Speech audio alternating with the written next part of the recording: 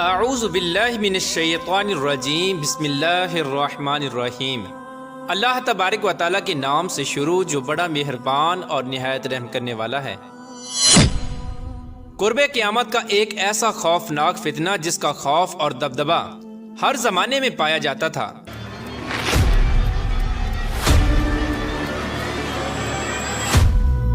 اس فتنے کا ذکر اگر صحابہ کرام کی مجلس میں ہو جاتا تو صحابہ کرام زاروں کی تار رونے لگ جاتے اور اللہ تبارک و تعالیٰ کی پناہ مانگا کرتے۔ پیارے دوستو، آج کی اس ویڈیو میں ہم بات کریں گے کائنات کے سب سے بڑے فتنے کی، یعنی دجال کی، کہ دجال کون ہے اور دجال حقیقت میں کس شخصیت کا نام ہے، اور دجال کی پیدائش کب اور کیسے ہوئی، اور دجال کے ماں باپ کون ہیں، اور کیا حضور پاک صلی اللہ تعالی علیہ وآلہ وسلم کے زمانے میں بھی دجال موجود تھا، اور دجال اس وقت کہاں ہے، اور دجال اس دنیا کے اندر کب ظاہر ہوگا۔ پیارے دوستو، ان تمام تر سوالات کے جوابات قرآن و حدیث کی روشنی میں آج کی اس ویڈیو میں ہم آپ کو بتائیں گے، لہٰذا آپ سے گزارش ہے کہ ہماری اس ویڈیو کو اینڈ تک ضرور دیکھیے گا۔ پیارے دوستو، حضور پاک صلی اللہ تعالی علیہ وآلہ وسلم نے ارشاد فرمایا کہ قیامت اس وقت تک قائم نہ ہوگی جب تک دجال اس دنیا میں ظاہر نہ ہو جائے۔ دجال کی ظاہری نشانیاں اور شکل و صورت کے بارے میں حضور پاک صلی اللہ تعالی علیہ وآلہ وسلم نے ارشاد فرمایا کہ دجال چھوٹے قد کا ہوگا، اور وہ بد صورت ہوگا، اور وہ ایک آنکھ سے اندھا ہوگا، اس کے دونوں پاؤں ٹیڑھے ہوں گے، اور اس کے جسم میں بہت زیادہ بال ہوں گے، اس کے سر کے بال گنگریالے ہوں گے، اور اس کا رنگ سرخ یا گندمی ہوگا، اور اس کی ناک طوطے کی چونچ جیسی ہوگی۔ اور دجال کی سب سے واضح نشانی یہ ہوگی کہ اس کے ماتھے پر کاف فا را لکھا ہوگا، جس کو ہر مسلمان پڑھ لے گا، چاہے وہ پڑھا لکھا ہو یا ان پڑھ ہو، لیکن کافر اور فاسق اس کو نہ پڑھ سکیں گے۔ پیارے دوستو، دجال جب اس دنیا کے اندر ظاہر ہوگا تو لوگوں کے سامنے پرہیزگار بن کر رہے گا تاکہ لوگ زیادہ سے زیادہ اس کی اتباع کریں، لیکن اندر سے یہ کافروں کی طرح ظالم ہوگا۔ دجال سب سے پہلے نبوت کا دعویٰ کرے گا، جب اس کے ماننے والوں کی تعداد زیادہ ہو جائے گی تو یہ خدائی کا دعویٰ کر دے گا۔ دجال ایک بہت بڑی سواری پر سوار ہو کر پوری روئے زمین میں گردش کرے گا۔ وہ سواری اتنی بڑی ہوگی کہ اس کی دونوں آنکھوں کا درمیانی فاصلہ 40 گز ہوگا۔ پیارے دوستو، دجال کے پاس بے شمار طاقت اور بے شمار مال و دولت اور خزانے ہوں گے۔ اس روئے زمین کی زیادہ تر نہروں پر دجال کا قبضہ ہوگا۔ اس کی اجازت کے بغیر کوئی بھی پانی نہ پی سکے گا۔ یہ لوگوں کو گمراہ کرنے کے لیے طرح طرح کی شعبدہ بازیاں دکھائے گا۔ یہ آسمان کو حکم دے گا تو وہ بارش برسائے گا، اور زمین کو حکم دے گا تو وہ سبزہ اگائے گی۔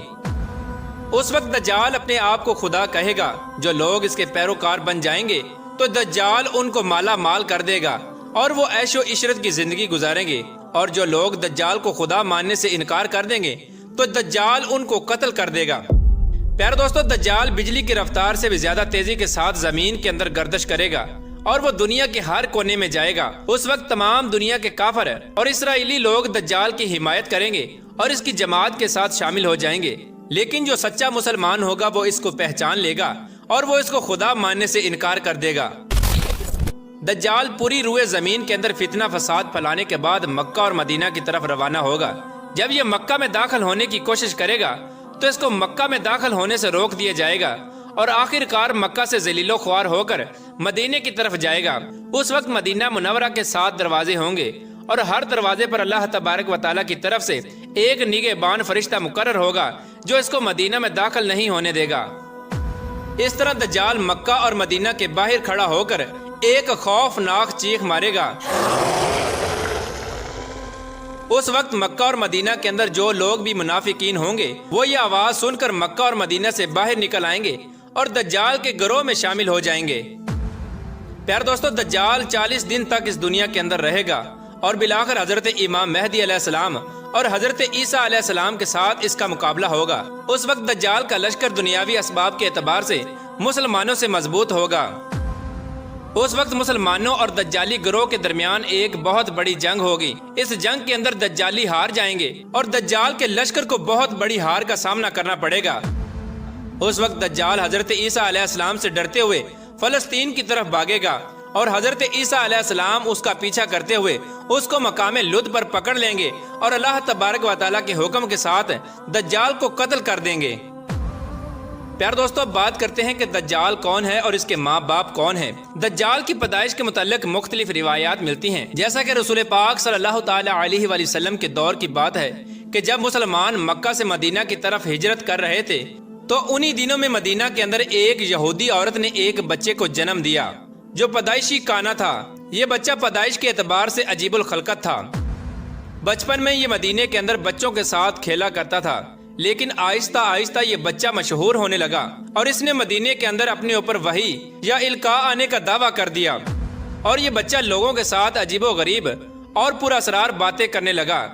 جب اس کی ماں کو اس بات کا علم ہوا تو اس کی ماں حضور پاک صلی اللہ تعالی علیہ وآلہ وسلم کے پاس آئی اور اپنے بیٹے کا سارا حال حضور پاک صلی اللہ تعالی علیہ وآلہ وسلم کو بتایا، اور اس بچے کی ماں حضور پاک صلی اللہ تعالی علیہ وآلہ وسلم سے یہ گزارش کرنے لگی کہ آپ اس کا معائنہ کریں کہ یہ کیا کر رہا ہے۔ ایک دن حضور پاک صلی اللہ تعالی علیہ وآلہ وسلم صحابہ کرام کے ہمراہ اس بچے کا معائنہ کرنے کے لیے اس کے گھر کی طرف روانہ ہوئے تو آپ نے رستے میں اس بچے کو انصاری بچوں کے ساتھ کھیلتے ہوئے دیکھا۔ اس بچے کا نام ابن سیاد تھا۔ اس وقت حضور پاک صلی اللہ تعالی علیہ وآلہ وسلم کے ساتھ عمر ابن خطاب رضی اللہ تعالی عنہ اور دیگر صحابہ کرام بھی موجود تھے۔ اس وقت ابن سیاد بلوغت کے قریب تھا لیکن جوان نہیں ہوا تھا۔ حضور پاک صلی اللہ تعالی علیہ وآلہ وسلم اس کے قریب گئے لیکن اس کو پتہ نہ چلا، تو آپ صلی اللہ تعالی علیہ وآلہ وسلم نے اس کی کمر پر ایک ضرب لگائی اور ابن سیاد سے فرمایا، کیا تم گواہی دیتے ہو کہ میں اللہ کا رسول ہوں؟ تو ابن سیاد نے آپ صلی اللہ تعالی علیہ وآلہ وسلم کی طرف دیکھا اور کہا کہ میں گواہی دیتا ہوں کہ آپ اللہ کے رسول ہیں۔ پھر ابن سیاد نے حضور پاک صلی اللہ تعالی علیہ وآلہ وسلم سے کہا کہ کیا آپ گواہی دیتے ہیں کہ میں اللہ کا رسول ہوں؟ تو آپ صلی اللہ تعالی علیہ وآلہ وسلم نے ابن سیاد کو چھوڑ دیا اور فرمایا کہ میں اللہ اور اس کے رسولوں پر ایمان لایا۔ اس کے بعد نبی پاک صلی اللہ تعالی علیہ وآلہ وسلم نے ابن سیاد سے پوچھا کہ تو کیا دیکھتا ہے؟ تو ابن سیاد نے کہا کہ میں سمندر پر عرش دیکھتا ہوں۔ تو اس وقت حضور پاک صلی اللہ تعالی علیہ وآلہ وسلم نے ارشاد فرمایا کہ وہ ابلیس کی چال ہے۔ اس وقت ابن سیاد نے حضور پاک صلی اللہ تعالی علیہ وآلہ وسلم کو بتایا کہ میرے پاس سچی اور جھوٹی خبریں آتی ہیں۔ یہ بات سن کر آپ صلی اللہ تعالی علیہ وآلہ وسلم نے فرمایا، پھر تو تیرا معاملہ الٹ ہو گیا۔ اس کے بعد حضور پاک صلی اللہ تعالی علیہ وآلہ وسلم نے ابن سیاد سے فرمایا کہ میں نے تیرے لیے ایک چھپانے والی چیز چھپائی ہے۔